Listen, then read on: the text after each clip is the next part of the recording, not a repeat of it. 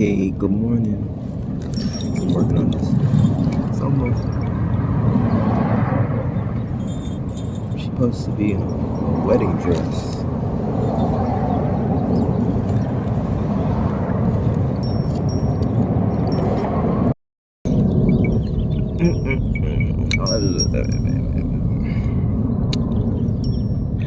I was thinking I like to watch this show called Invisible People, and I love the guy who does the show. I can't think of his name. I want to say it's Mark. So he goes to the different cities, and he even goes over to like Europe, and he interviews homeless people living on the street, and he asks them like their story and what brought them to like be on the streets. Let the plane go by, and just ask them to, like, what brought them to, like, what made them live on the streets. And they tell their stories, and there's a lot of shame in this situation usually, but then some people speak about like getting used to being on the streets, and that they don't mind it too much. And I originally started doing this to travel and like go to different cities, and I always wanted to go to New Orleans, so I went to New Orleans first.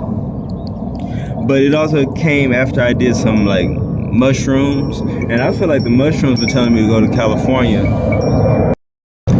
But I kind of was like, well, I really feel like the mushrooms were telling me to go to California, but I thought it was kind of weird because I never really wanted to go to California, but I always wanted to go to New Orleans.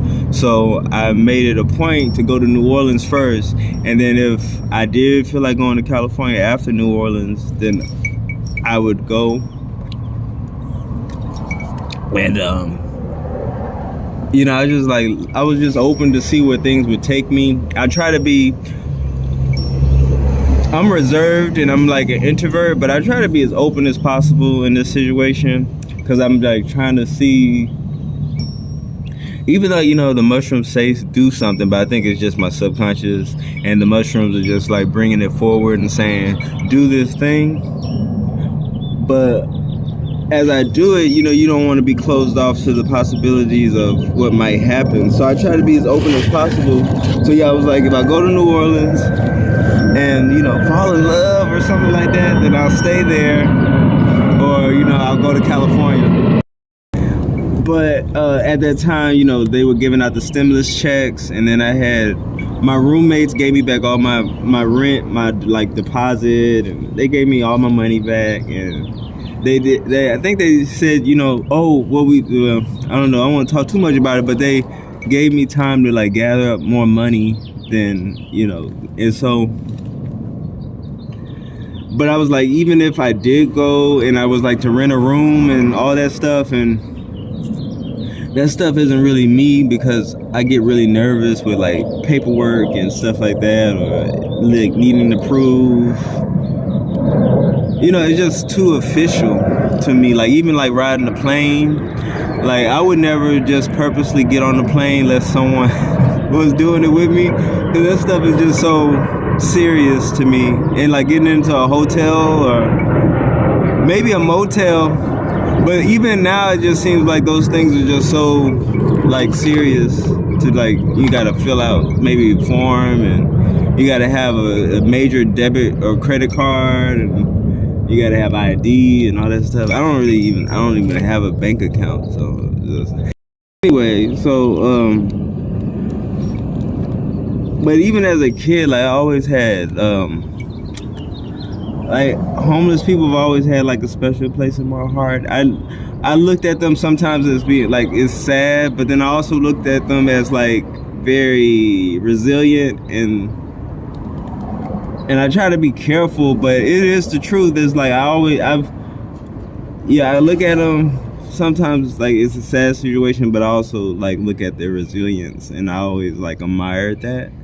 And so I think that's why I came forward when I did the mushrooms, because at that time I was living off of selling my dolls, But then that didn't even feel like I was being free anymore, because I had like a routine and a schedule. I was refusing to like really go anywhere. I was scared to go by myself if I was to go someplace. So I was trying to get people to like try to go someplace with me, but nobody would like, nothing would align up, and everybody was like, yeah, we'll do that. But I knew like we probably would never get around to it. So I was just like, I'll just have to just, you know, step out and do this thing. So that's what started me traveling and like staying on the streets. I was like, well, if I stay on the streets, then I don't have to pay money to be in a place like a hotel, or have to deal with like staying with someone who, you know, things start getting weird when you stay with people too long, and then they just, you know. So I started staying on the streets. And even like when I got off that bus and my first night staying on the streets, I liked it. Like it was so much fun. And you know, I get the circumstances are tough for some people, but I think some people get used to it and start to enjoy it.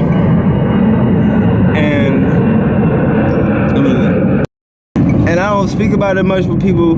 Like I was saying, like I watch those videos of hidden people or invisible people, and I'll like, before I go to any city, I always watch his videos of that city, see like what the homeless population is like, what's going on over there, what kind of like legal things are going on and stuff, before I like go, just to give myself a heads up. But I almost feel like you shouldn't speak about like if it's possible that you might like it or you get comfortable with it. So I know he means well. I feel like his name is Mark Hamill, but I'm not for sure. But sometimes when he interviews people and they talk about feeling comfortable or it's not that bad or something like that, he's quickly to like kind of narrate it or like try to like, no, it's bad, and you know, it should be affordable housing and it should be, you know, all these things. Now I always felt like we should have a livable wage, and I've never really had a livable wage. I was able, like when I was in Texas, I was able to get my own place, but when I moved to New York, I never had a livable wage to be in New York, but I just rented rooms and stuff. And when you rent a room, it's not really, I felt, even if you rent an apartment, it's not really much in your hands. Like the power is not really in your hands. Like with an apartment, if you rent an apartment, at least you got like documents and like legal matters and stuff. Like you have a time, like a year to be there or two. But when you rent a room from somebody, you know, if they say get out, I mean, you got squatter rights, but I was never gonna like be like, no, I'm gonna stay, you know, I don't care, you know, what you say, I'm gonna so, you know, all that stuff. And then like to live on the streets, it's like, you ain't gotta deal with none of that. And me, I just kind of try to move according to the weather. But I feel like where did it come? Where, you know, I know where it comes from, but the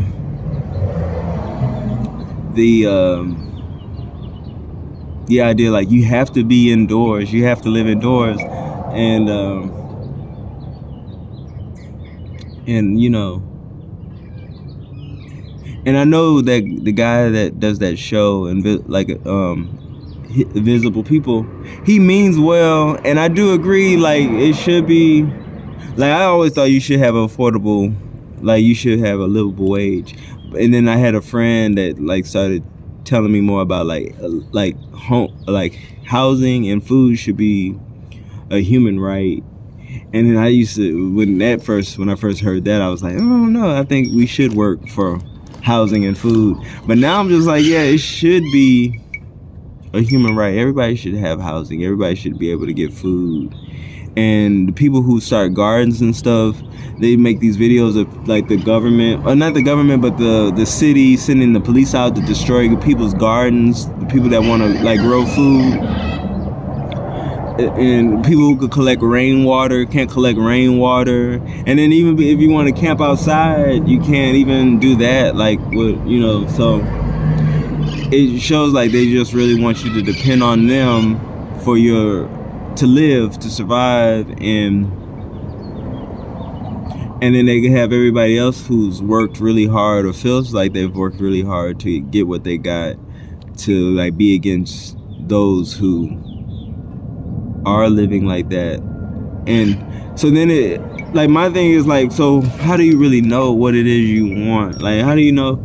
That's when it comes like propaganda. Like, are these beliefs really my beliefs, or are these the beliefs that I've been like programmed to think? Like, we should all be working and having, like, I felt like we should work back then, if like because I was like, to keep capitalism going, like everybody needs to work. And then I thought like that stuff is good to keep the, like, I don't know, taxes and all that stuff to keep things working.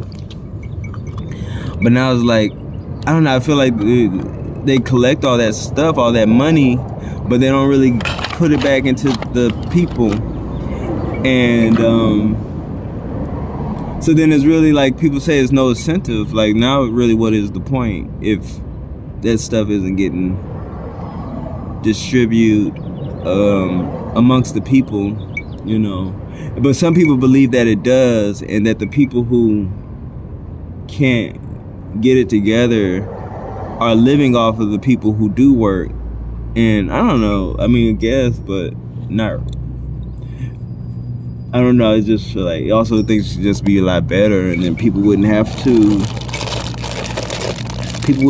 work that hard. Like, I don't think, because all the resources are here, so, you know, they've commodifized it, but it's all here. It's like, so why does it have to be so like taxing on people to come up with like the money and work and all this stuff just to get resources that are already kind of available and here for us, you know?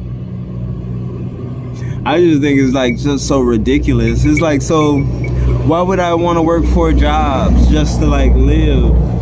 Why would I even want to work one job? Like, especially if it's a job that I'm not, like, it's not a passion, it's just a job, you know? And then I did, like, most people have more than one, or, you know, they have 3.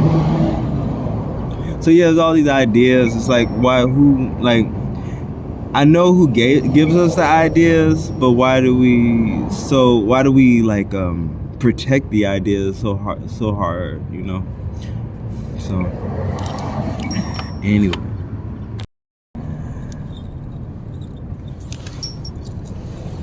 she's a bride anyway.